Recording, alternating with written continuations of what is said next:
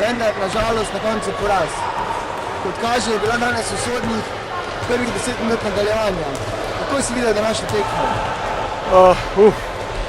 Da smo res začeli zelo dobro, smo pokazali zvezdniški ekipi Atletika, da nismo kar tako, nismo se predali.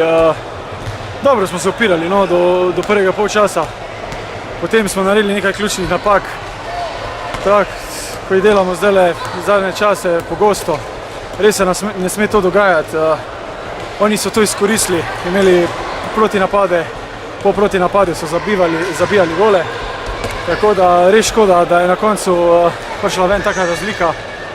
Lahko bi zmagali ali v najslabšem primeru izgubili z minimalno golo razliko, ampak to je neka šola, izkušnje, ki jih potrebujemo in to smo plačali. Ekipa je postala zaradi poškodb močno oslabljena in verjetno je te naporne tekme v Vespremu proti Gorenju in danes stale proti Atletiku pustila nekaj utrujenosti, vendar pauze ni. Že v sredo Trimo Trebnje, nato pa v soboto znova v dvorani Zlatorog švedskih Sedehov. Seveda imamo zdaj res je peklenski ritem, peklenski tedni, vedno manj nas je.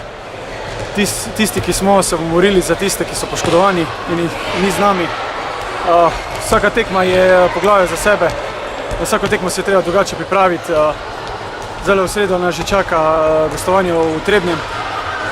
To moramo zmagati, to nimamo ok in gremo stopnico po stopnico in vse kot pravim, prvo Trebnje, potem bomo pa lahko razmišljali v Švedih.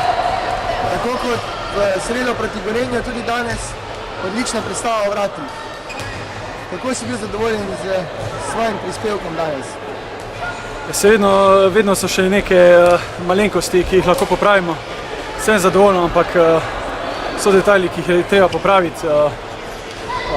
Dobro mi gre, jaz upam, da bomo to z vratarjem Lesekom še nadaljevali takšen niz in da nam bo šlo še naprej. Hvala. Hvala.